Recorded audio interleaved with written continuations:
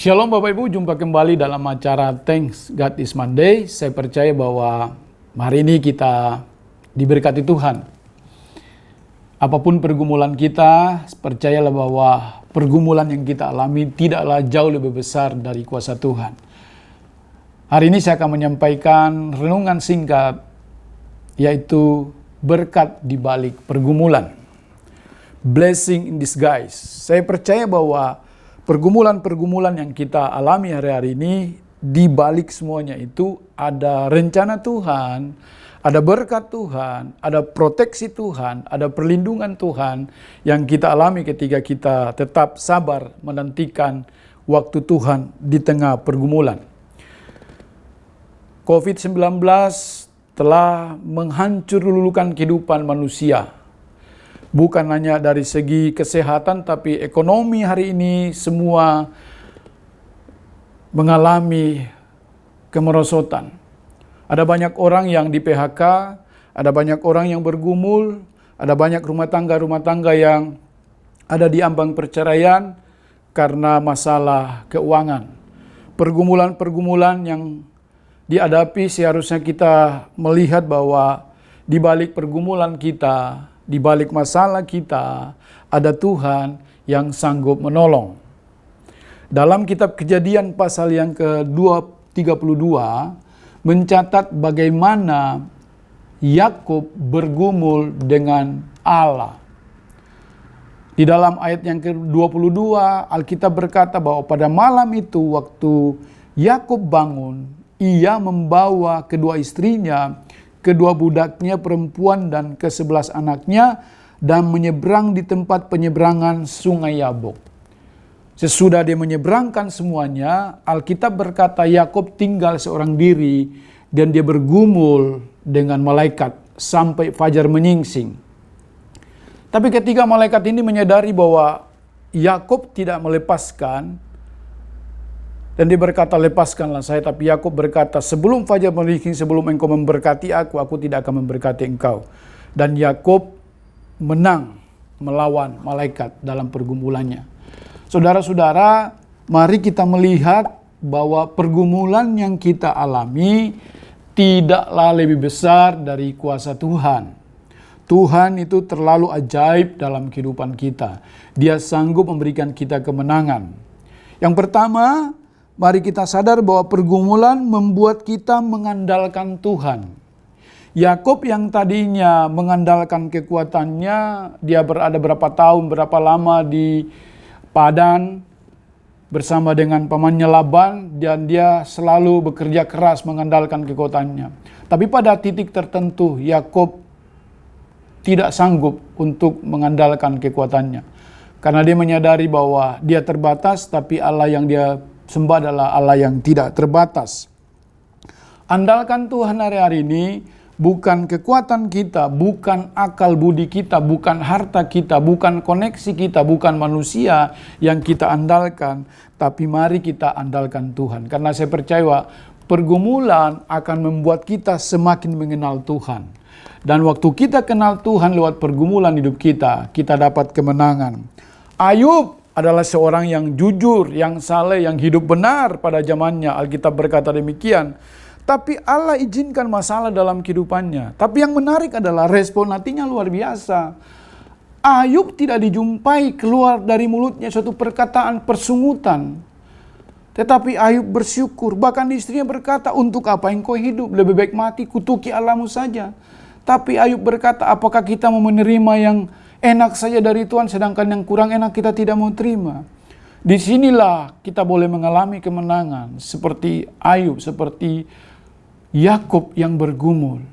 Karena dia sadar bahwa pergumulan itu akan membuat dia semakin menaruh harap kepada Tuhan. Dan ketika kita menaruh harapan kita kepada Tuhan, percaya kita akan mengalami kemenangan lewat pergumulan-pergumulan kehidupan kita hari-hari ini. Andalkan Tuhan dalam pekerjaan, andalkan Tuhan dalam pelayanan, andalkan Tuhan dalam keluarga. Hari-hari ini ada banyak keluarga yang digoncang, ada banyak perceraian, ada banyak kejahatan yang semakin hari semakin memuncak. Tetapi ketika kita mengandalkan Tuhan, sebab saya percaya pertolongan kita hanya datang daripada Tuhan. Yang kedua, pergumulan mengubah karakter kita. Yakob yang tadinya kasar, Yakob yang tadinya seorang penipu, ya bahkan dia mengambil hak kesulungan Esau. Bayangkan. Tetapi ketika dia bergumul, seorang penipu diubah menjadi pangeran Israel. Luar biasa. Kalau kita melihat dari sisi positif bahwa pergumulan akan membuat kita semakin merendahkan diri, merendahkan hati di hadapan Tuhan, dan karakter kita diubahkan, sikap kita diubahkan, maka kita akan menjadi serupa dengan Kristus. Ya, karakter diubah melalui firman, juga melalui doa, tetapi juga bisa melalui keadaan yang tidak menyenangkan secara daging, dan juga mungkin orang-orang di sekeliling kita bisa membuat kita berubah. Sebab besi menajamkan besi, sesama menajamkan sesamanya. Dan saya percaya bahwa ketika kita meresponi keadaan pergumulan hari-hari ini, apapun yang kita alami, ketika kita setuju dengan keadaan sekalipun itu tidak mengenakan, tapi kita percaya bahwa pergumulan itu akan mengubah kita memiliki kesabaran, memiliki pengampunan, memiliki kasih, di mana hari-hari ini orang mulai kehilangan kasih.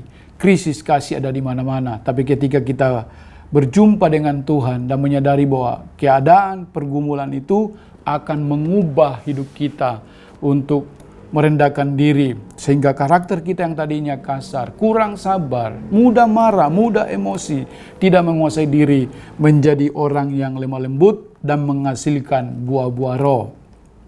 Sehingga lewat kehidupan kita di tengah-tengah pandemi COVID-19 ini, kita jadi berkat, kita jadi terang, dan hidup kita sungguh-sungguh diubahkan oleh Tuhan. Yang ketiga, pergumulan mendatangkan berkat. Yusuf, seorang yang dijual, dibenci oleh saudara-saudaranya, dibuang ke dalam sumur, lalu dijual di Mesir, sampai di Mesir difitnah, dimasukkan ke dalam penjara, di penjara dia dilupakan oleh tukang juru roti dan juru minum, tetapi dia meresponi dengan baik. Karena Yusuf selalu mengingat bahwa pergumulan yang dia alami akan mengantar dia kepada istana. Dan itu jadi kenyataan.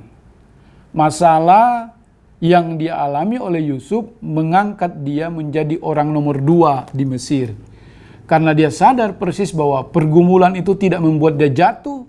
Pergumulan itu bukanlah akhir dari segala-galanya, tapi pergumulan itu adalah awal di mana dia melihat tangan Tuhan yang kuat untuk mengangkat dia menjadi pemenang.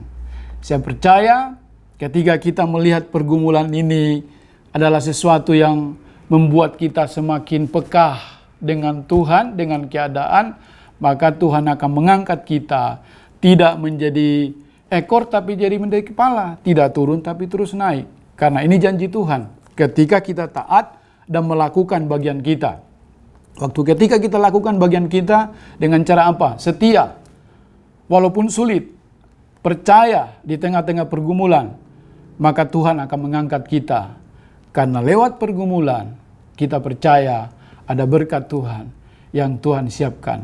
Doa saya hari ini, mari kita melangkah di sepanjang minggu ini dengan satu pengharapan. Di balik pergumulan, di balik masalah yang kita alami, ada Tuhan yang kuat, yang sanggup menolong, memberi kita kekuatan. Shalom, Tuhan Yesus memberkati kita. Mari kita berdoa. Terima kasih Bapa buat anugerah-Mu hari ini. Kami bersyukur karena Tuhan ada bersama dengan kami.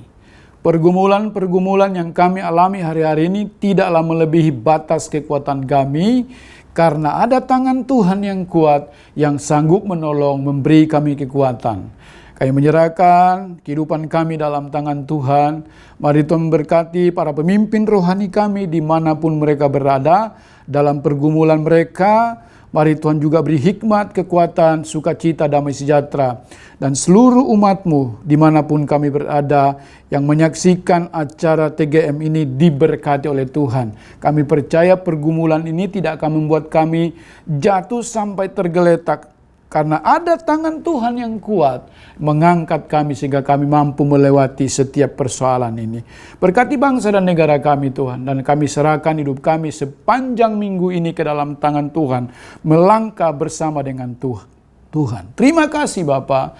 Terpujilah nama-Mu Tuhan. Dalam nama Yesus kami berdoa dan mengucap syukur. Haleluya. Amin. Tuhan memberkati kita.